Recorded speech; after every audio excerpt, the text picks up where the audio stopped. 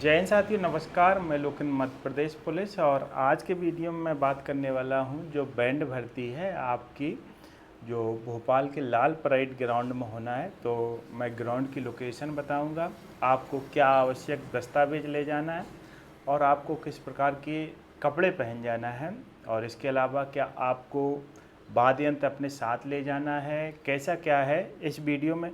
और इसके अलावा आपका एडमिट कार्ड नहीं खुल रहा है तो उसके लिए आप क्या प्रोसेस कर, तो इस वीडियो को आप हमारे यूट्यूब चैनल लोकिन एमपी पुलिस पे पूरा देख सकते हो। तो वीडियो को पहले मैं शुरू करता हूँ।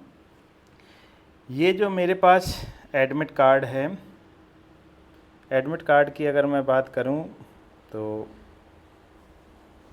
कितनी तारीख का, 1 तारीख को, 1/7/2026 को है और उपस्थिति आपको 12 बजे, आपको 12 बजे पहुंचना है वहाँ पे जहाँ पे आपका ये सेंटर दिया गया है। ये सेंटर है पुलिस मुख्यालय जो भोपाल है, Lal parade ground, Lal parade ground, jail road, Jahangirabad, Bhopal. ये पीएचक्यू के जस्ट बगल में है। अगर आप रेलवे स्टेशन से जाएंगे तो 10 रुपये लगते हैं। और ये जो जारी करने की दिनांक है 18/6/2026 को है। तो 18 आप भी अपना चेक करते रहें, क्योंकि उन्हीं अभ्यर्थियों के एडमिट कार्ड डाउनलोड हो रहे हैं जिनकी शुरुआत में, और आपका लिखा हुआ आ रहा होगा कि 6 सप्ताह। तो 6 सप्ताह मतलब आपका 1.5 महीने के समथिंग आपका फिजिकल चलेगा।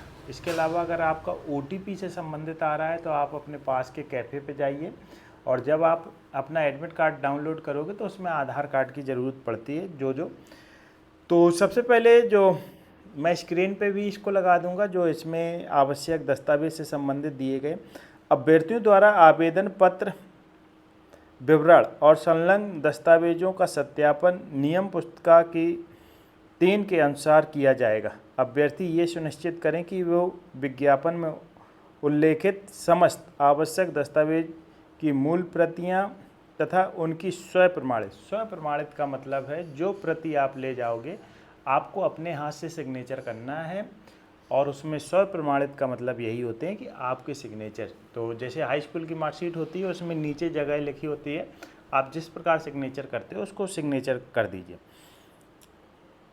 मूल प्रतियां तथा उनकी स्व प्रमाणित 2 सेट अनिवार्य रूप से अपने साथ ले जाना है।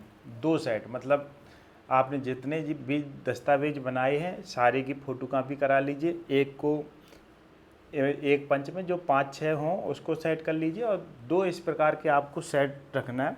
जो आवश्यक दस्तावेज हैं उस पर पहले बात करता हूँ। निम्नलिखित दस्तावेज सम्मिलित होंगे: शिक्षण योग्यताओं से संबंधित समस्त दस्तावेज। आपने जब फॉर्म भरा था उस समय आपने अपनी क्या योग्यता लगाई थी, आपने कौन से डॉक्यूमेंट्स अपलोड किए थे शिक्षण योग्यता में, वो आपको ले जाना है और उसकी 2 फोटोकॉपी प्रतियां होनी चाहिए। दूसरा, Aadhaar card, PAN card, driving licence. अगर आपके पास पैन कार्ड नहीं है तो ड्राइविंग लाइसेंस होना चाहिए, आधार कार्ड आपको ले जाना। तो ये 3 आपको ऑब्लिक में दिए गए हैं। तीसरा, मध्य प्रदेश मूल निवासी प्रमाण पत्र।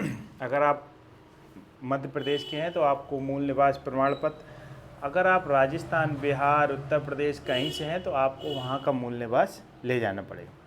2 पासपोर्ट आकार के फोटोग्राफ जो आवेदन पत्र में अपलोड किए गए हैं। आपको 2 पासपोर्ट फ़ोटो ले जानी है। जब आपने फॉर्म भरते समय जो सबमिट की थी वो 2 फोटो ले जानी है। अगर जन्म तिथि प्रमाण पत्र, आपको जन्म तिथि प्रमाण पत्र, आपकी जो हाई स्कूल में मार्कशीट होती है उसमें डेट ऑफ बर्थ लिखी होती है, वही जन्म तिथि प्रमाण पत्र होता है। भूतपूर्व सैनिक प्रमाण पत्र, अगर आप एक्स सर्विसमैन हैं तो आपको उसका प्रमाण पत्र, होम गार्ड अगर हैं तो उसका प्रमाण पत्र, और इसके अतिरिक्त अगर आपको एक्स्ट्रा बोनस अंक चाहिए तो इसमें दिया गया है नियम पुस्तिका की कंडिका 3.8 के अनुसार अतिरिक्त बोनस अंक हेतु प्रमाण पत्र तथा नियम पुस्तिका में उल्लेखित अन्य आवश्यक दस्तावेज। और ये तो आवश्यक दस्तावेज, इसको स्क्रीन पे मैं लगा दूंगा जिससे आप उसको भी पढ़ सकते हैं। और इसके अलावा आपको क्या ले जाना है, अभ्यर्थी को एमपी ऑनलाइन के आई फॉर्म पोर्टल से अपना ई प्रवेश पत्र डाउनलोड कर उसका प्रिंट आउट साथ लाना अनिवार्य है। अगर आप उसका प्रिंट आउट नहीं ले जाते तो कोई काम ही नहीं है, फिर आपको कैसे पहचाना जाएगा कि आपने फॉर्म भरे है। तो आपका जो मतलब जो एडमिट कार्ड है के अभाव में अभ्यर्थी परीक्षा में सम्मिलित होने में अनुमति प्रदान नहीं की जाएगी। अगर आप प्रवेश पत्र नहीं ले जाते तो आपको अनुमति। दूसरे कॉलम में दिया गया अभ्यर्थी की निर्धारित, काफ़ी सारे बच्चे मुझसे बोलते हैं कि सर क्या मेरी परीक्षा की तिथि आगे या पीछे हो सकती है, तो उससे संबंधित ये पॉइंट है। अभ्यर्थी को निर्धारित परीक्षा तिथि तथा समय में किसी भी परिस्थिति में परिवर्तन नहीं किया जाएगा। सभी उम्मीदवार निर्धारित तिथि एवं समय पर अपनी उपस्थिति अनिवार्य रूप से दर्ज कराएं। निर्धारित उपस्थिति समय रिपोर्टिंग टाइम के बाद आने वाले उम्मीदवारों की परीक्षा में सम्मिलित नहीं किया जाएगा। जो आपको 12 बजे समय दिया गया उस समय अवधि पे आप पहुंचना है। इसमें बाकायदे लिखा गया है जिस तारीख को और जिस समय आपको बुलाया गया, अगर आप उस तारीख और उस समय पर नहीं पहुंचते हो तो आपकी जो उपस्थिति है वो निरस्त की जा सकती है। आधार कार्ड साथ लाना अनिवार्य है। आधार कार्ड साथ लाना अनिवार्य है। साथ ही आवेदक इस बात का विशेष ध्यान रखें कि आधार सुचारू रूप से सक्रिय हो ताकि आवेदकों का आधार सत्यापन किया जा सके। अभ्यर्थी सुनिश्चित करे कि आधार लॉक अथवा अमान्य नहीं होना चाहिए। आपका आधार लॉक नहीं होना चाहिए और अमान्य नहीं होना चाहिए। चौथा नंबर, उम्मीदवार यदि चाहें तो अपना स्वयं का वाद्य यंत्र। ये पॉइंट बहुत समझने वाली है क्योंकि बहुत सारे बच्चों के डाउट हैं कि सर वाद्य यंत्र साथ में ले जाना है कि नहीं ले जाना। क्योंकि आप जब घर पे सीखते हो आपका जो वाद्य यंत्र होता है तो आप उसमें बहुत कंफर्टेबल होते हैं क्योंकि आपको पता रहता है कि कौन सी ट्यून किस में। और जब अपन दूसरी मशीन पकड़ते हैं तो वहाँ पे तो इसमें साफ साफ लिखा हुआ है, यदि उम्मीदवार चाहें अपना स्वयं का वाद्य यंत्र अपनी जिम्मेदारी पर साथ ला सकते हैं। परीक्षा केंद्र पर वाद्य यंत्र उपलब्ध रहेंगे। आप अपने साथ जितने भी बैंड भर्ती की तैयारी कर रहे हैं, अगर आप अपना वाद्य यंत्र साथ ले जाना चाहते हो तो बिल्कुल ले जा सकते हो, लेकिन वहाँ पे जो वाद्य यंत्र हैं वो उपस्थित वहाँ पर होंगे। तो लेकिन जो वाद्य यंत्र ले जाओगे आपकी फुल जिम्मेदारी है। अगर वहाँ पे कुछ हो जाता है तो वहाँ का जो स्टाफ है उसके जिम्मेदार नहीं होंगे। आगे का जो पॉइंट है ये आपके दस्तावेज और जो आपका स्किल टेस्ट और बैंड वादन है उससे संबंधित ये वीडियो है। आपको ये पॉइंट बिल्कुल ध्यान रखना है।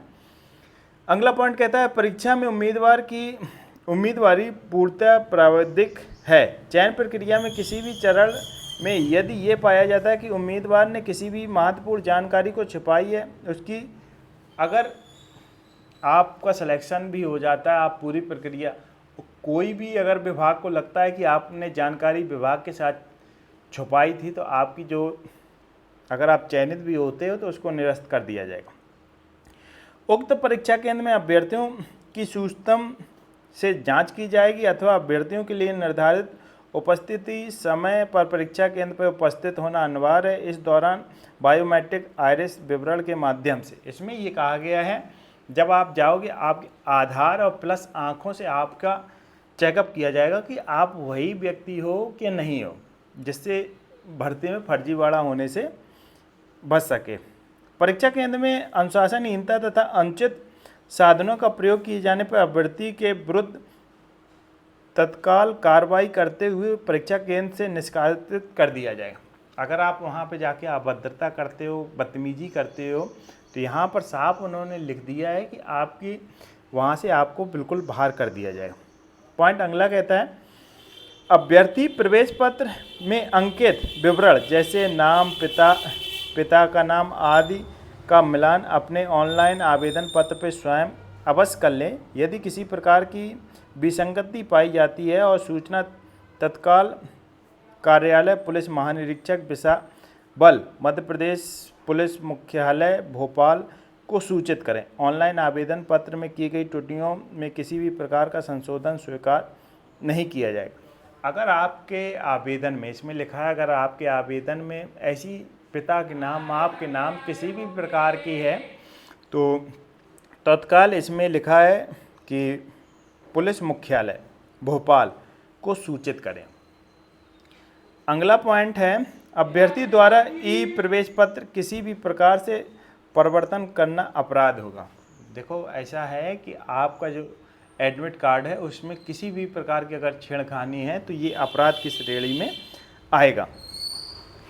अब जो ओबीसी, एससी, एसटी वाले हैं उनके लिए भी कहा गया है कि यात्रा भत्ता के पात्र उम्मीदवार अपने बैंक खाते की पासबुक के प्रथम पृष्ठ की फोटोकॉपी, जाति प्रमाण पत्र की स्पष्ट छाया प्रति तथा यात्रा में मूल टिकट जिसमें दिनांक, यात्रा स्थान एवं किराया की राशि स्पष्ट लेख है साथ लाना एवं प्रस्तुत करना अनिवार्य।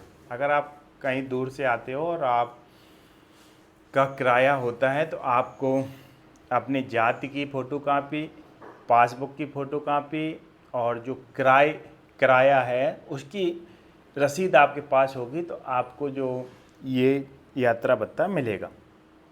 ई प्रवेश पत्र केवल बैंड टेस्ट हेतु जारी किया गया है। उक्त बैंड में सफल अभ्यर्थियों को साक्षात्कार हेतु पृथक से सूचित किया जाएगा। ये पॉइंट आपके लिए बहुत आवश्यक है। लास्ट और फाइनल, ये जो आपका है सिर्फ बैंड वादन के लिए है।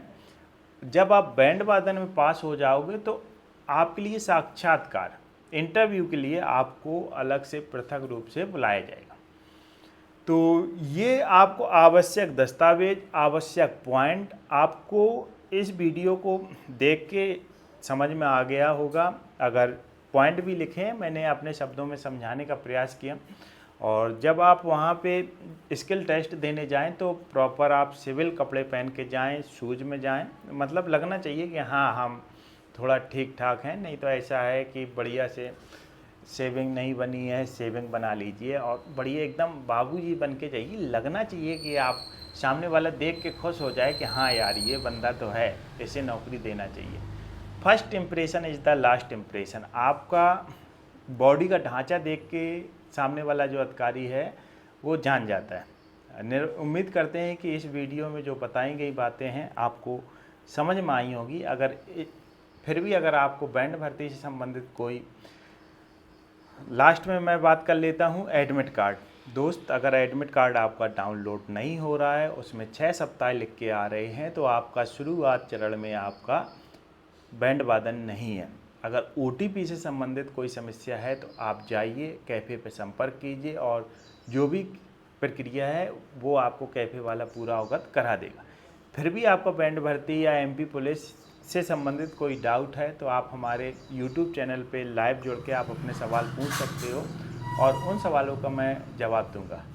तो उम्मीद करता हूँ कि वीडियो अच्छा लगा होगा। तो सभी को जय हिंद, जय भारत।